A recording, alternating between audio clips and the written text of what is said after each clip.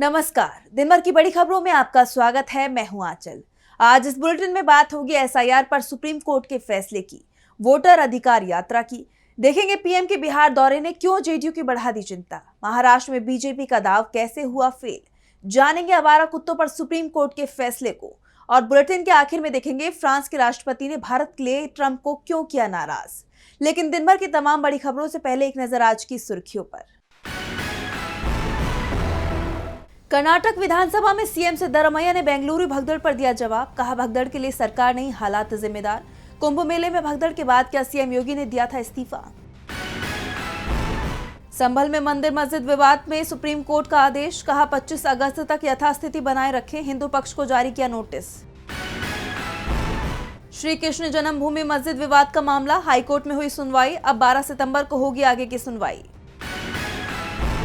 Share बाजार में गिरावट, 693 अंकों की गिरावट के साथ 81,306 पर बंद हुआ सेंसेक्स, तो 213 अंकों की गिरावट के साथ 24,870 पर बंद हुआ निफ्टी। ये तो थी सुर्खियां। अब बात आज की सबसे बड़ी खबर की। बिहार विधानसभा चुनाव से पहले चुनाव आयोग मतदाता सूची के गहन पुनरीक्षण अभियान यानी एसआईआर का काम कर रहा है, लेकिन आयोग की तरफ से जो नियम तैयार किए गए उस पर सवाल उठ रहे हैं। सुप्रीम कोर्ट मामले की सुनवाई कर रहा है और कोर्ट ने अपने फैसले में चुनाव आयोग को बेहद सख्त हिदायतें दी है।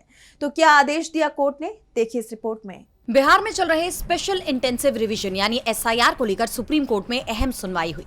सुनवाई के दौरान सुप्रीम कोर्ट ने वोटर लिस्ट में नाम जोड़ने के लिए ऑनलाइन आवेदन करने की इजाजत दी है। कोर्ट ने यह भी साफ किया कि आवेदन फॉर्म को फिजिकली जमा करना अनिवार्य नहीं होगा। इसके अलावा कोर्ट ने कहा कि फॉर्म 6A में दिए गए 11 दस्तावेज जैसे ड्राइविंग लाइसेंस, पासबुक, पानी का बिल आदि में से कोई भी एक या आधार कार्ड जमा किया जा सकता है। कोर्ट ने मामले की अगली सुनवाई के लिए अब 8 सितंबर की तारीख तय की है। इस सुनवाई के दौरान कोर्ट ने चुनाव आयोग से कई सवाल पूछे। जस्टिस सूर्यकांत ने टिप्पणी करते हुए कहा कि राज्य की 12 राजनीतिक पार्टियों में से सिर्फ 3 ही कोर्ट में पेश हुई हैं। इस मामले में आरजेडी की तरफ से वकील कपिल सिब्बल पेश हुए, जबकि बाकी 7 पार्टियों की तरफ से अभिषेक मनु सिंघवी ने पक्ष रखा।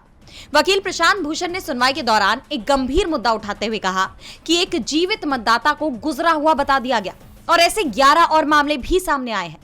भूषण ने दलील दी कि इलेक्टोरल रजिस्ट्रेशन ऑफिसर ने कहा है कि केवल आधार पर्याप्त नहीं है और 7 करोड़ से ज्यादा लोगों के आधार कार्ड को स्वीकार नहीं किया गया है। इस पर जस्टिस कांत ने साफ किया कि रिकमेंडेड या नॉट रिकमेंडेड जैसी टिप्पणी से भ्रमित होने की जरूरत नहीं है, क्योंकि सभी नाम ड्राफ्ट सूची में बने रहेंगे। कुल मिलाकर सुप्रीम कोर्ट ने अपना रुख चुनाव आयोग को लेकर कड़ा रखा है और कहा है कि आयोग को आधार को भी इस लिस्ट में शामिल करना होगा। अब सबकी निगाहें 8 सितंबर को होने वाली सुनवाई पर टिकी हुई हैं। सुप्रीम कोर्ट ने साफ कर दिया है कि एसआईआर के बाद जारी ड्राफ्ट वोटर लिस्ट से कोई भी नाम बिना कारण बताए नहीं कटना चाहिए। सुप्रीम कोर्ट के फैसले को लेकर कांग्रेस ने चुनाव आयोग पर तीखा हमला किया, उम्मीद जताई कि इससे वोट चोरी की कोशिशें नाकाम की जा सकती हैं।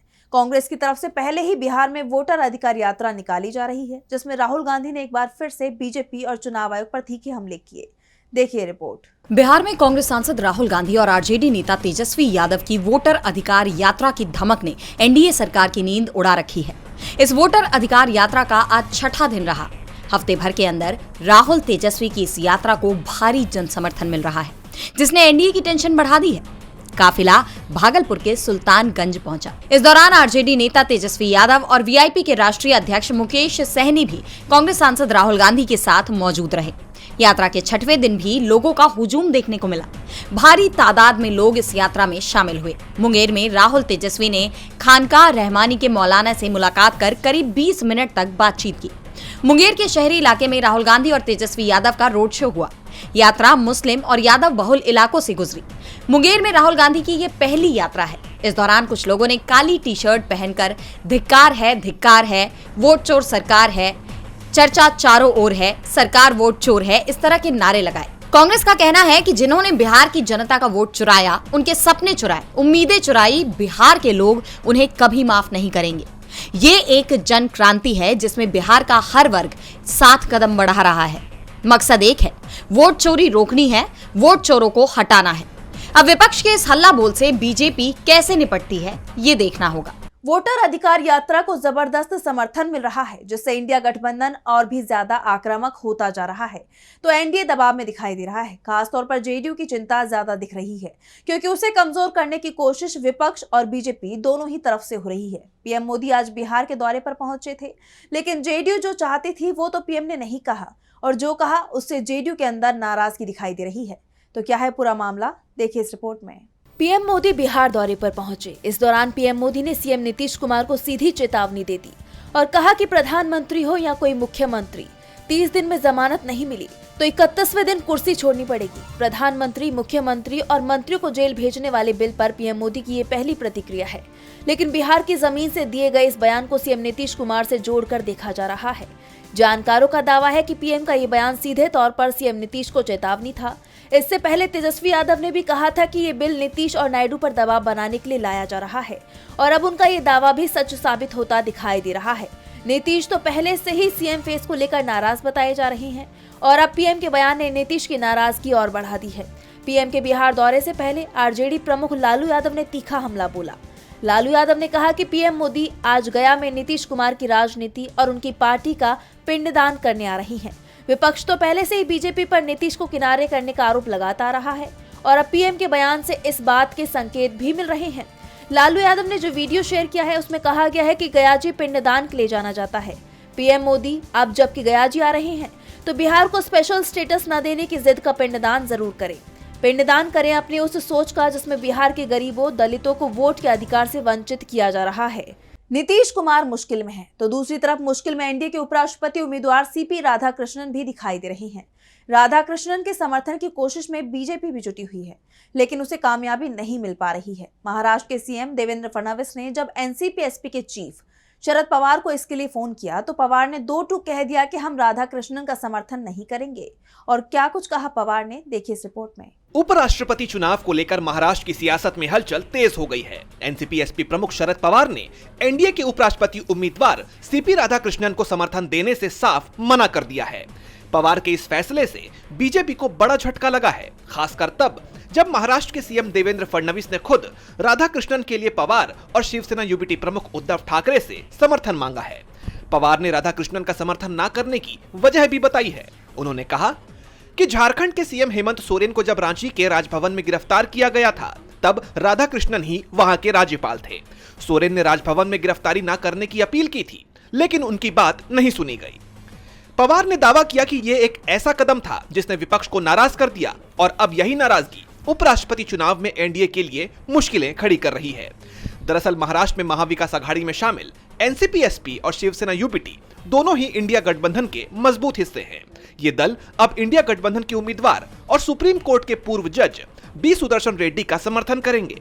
9 सितंबर को होने वाले इस चुनाव में जहां एनडीए ने महाराष्ट्र के राज्यपाल को उम्मीदवार बनाया है, वहीं महाराष्ट्र के प्रमुख विपक्षी दल उनके ही खिलाफ खड़े हो गए हैं।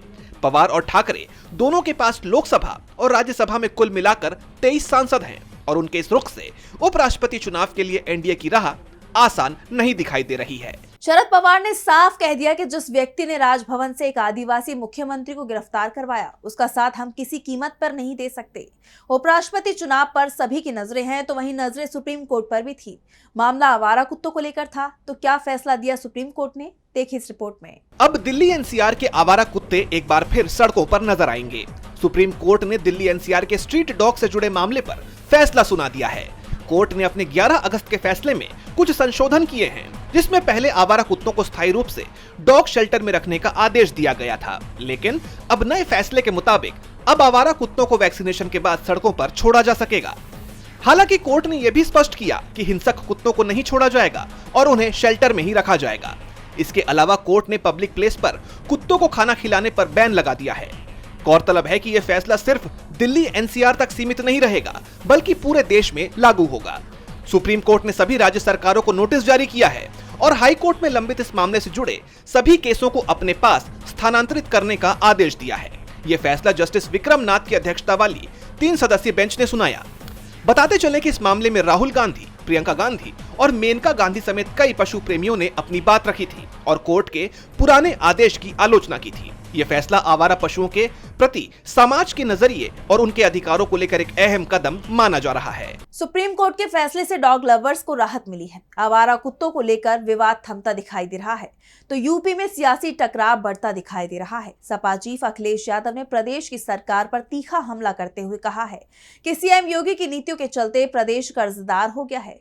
तो और क्या कुछ कहा अखिलेश यादव ने, देखिए इस रिपोर्ट में। एक तरफ जहां पीएम मोदी देश को 5 ट्रिलियन की इकोनॉमी बनाने की बात कहते हैं, तो वहीं यूपी के सीएम योगी आदित्यनाथ भी राज्य को $1 ट्रिलियन की इकोनॉमी बनाने की बात कहते हुए नजर आते हैं। लेकिन सच्चाई इससे कितनी उलट है, इसका खुलासा अखिलेश यादव ने कर दिया है। अखिलेश ने यूपी पर बढ़ते हुए कर्ज को लेकर बीजेपी सरकार को कटघरे में खड़ा करते हुए दावा किया है कि राज्य का हर व्यक्ति 37,500 रुपए के कर्ज में डूबा हुआ है। अखिलेश ने एक्स पर लिखा कि भाजपा ने या तो दर्द दिया या कर्ज दिया। भोली जनता पूछ रही है कि $1 ट्रिलियन की अर्थव्यवस्था का दावा करते समय उत्तर प्रदेश बीजेपी सरकार प्रदेश के प्रत्येक व्यक्ति पर जो 37,500 का कर्ज है वो जोड़ती है या नहीं। और उत्तर प्रदेश की जनता ये भी कह रही है कि अगर 15 लाख का भाजपाई वादा जुमला साबित ना होता तो आज इस लोन को घटाने के बाद सबके खाते में लगभग 14,62,500 रुपए होते। जोड़ घटाने की भूल चूक माफ। अखिलेश के इस खुलासे से योगी सरकार की कलई खुल गई है, जिससे एक बार फिर विपक्ष के उस दावे को बल मिलता हुआ दिख रहा है कि बीजेपी सरकार की कथनी और करनी में अंतर होता है और वो सिर्फ चुनाव जीतने के लिए लुभावने वादे और दावे करती है। जहां एक तरफ योगी सरकार अपनी उपलब्धियों का गुणगान करती है तो वहीं विपक्ष बढ़ते हुए कर्ज को लेकर लगातार सवाल उठा रहा है, जिसे लेकर योगी सरकार बुरी तरह से घिर गई है। अब अखिलेश के इस हमले पर बीजेपी की तरफ से कोई प्रतिक्रिया आती है या नहीं, ये देखना होगा। और बुलेटिन के आखिर में बात भारत और फ्रांस की दोस्ती की। फ्रांस के राष्ट्रपति ने पीएम मोदी से फोन पर बातचीत की और इसके बाद उन्होंने हिंदी में ट्वीट किया, लेकिन इस ट्वीट में मैक्रो ने ब्रिक्स की बात कर अमेरिका के राष्ट्रपति को बड़ा झटका दे दिया। तो क्या है इस ट्वीट में, देखिए इस रिपोर्ट में। बीते कुछ वक्त से भारत और अमेरिका के रिश्तों में तनाव देखा जा रहा है। अमेरिकी राष्ट्रपति डोनाल्ड ट्रंप ने भारत पर 50% टैरिफ की घोषणा की है। इसके साथ ही उन्होंने ब्रिक्स से संबंध रखने वाले देशों को भी चेताया है कि अगर ब्रिक्स की नीतियों का किसी ने समर्थन किया तो अमेरिका उन पर 10% का अतिरिक्त टैरिफ लगाएगा। इस बीच अब फ्रांस के राष्ट्रपति इमैनुअल मैक्रो का एक बयान सामने आया है, जिससे ब्रिक्स देशों को लेकर ट्रंप का गुस्सा बढ़ने की आशंका जताई जा रही है। दरअसल मैक्रो की पीएम मोदी के साथ बातचीत हुई। इस दौरान उन्होंने मल्टीलैटरलिज्म यानी बहुपक्षवाद को मजबूत करने पर जोर दिया, जो सीधे सीधे अमेरिका की सुप्रीमेसी को चुनौती के तौर पर देखा जा रहा है। मैक्रो ने कहा कि भारत और फ्रांस मल्टीलैटरलिज्म यानी बहुपक्षवाद को मजबूती देंगे और इसके लिए 2026 में भारत की ब्रिक्स अध्यक्षता और फ्रांस की G7 अध्यक्षता को जोड़कर देखा जाएगा। मैक्रो का ये रुख ब्रिक्स को लेकर ट्रंप के तेवरों के विरोध में देखा जा रहा है, क्योंकि ट्रंप बार बार ब्रिक्स को बेकार और अप्रासंगिक बताकर खारिज करते रहे हैं। उनका कहना है कि ब्रिक्स अमेरिकी हितों के खिलाफ है। इसे बढ़ावा देना चीन और रूस जैसी ताकतों को और मजबूत करता है। इन हालात में मैक्रो का मोदी के साथ बातचीत के बाद ब्रिक्स का नाम लेना ये संकेत है कि यूरोप अब इस मंच को नजरअंदाज नहीं करना चाहता, यानी ट्रंप के खिलाफ यूरोप ब्रिक्स देशों के साथ खड़ा है। ऐसे में अब ट्रंप इस पर क्या प्रतिक्रिया देते हैं, ये देखने वाली बात होगी। तो आज इस बुलेटिन में बस इतना ही। आप देखते रहिए डीबी लाइव। नमस्कार।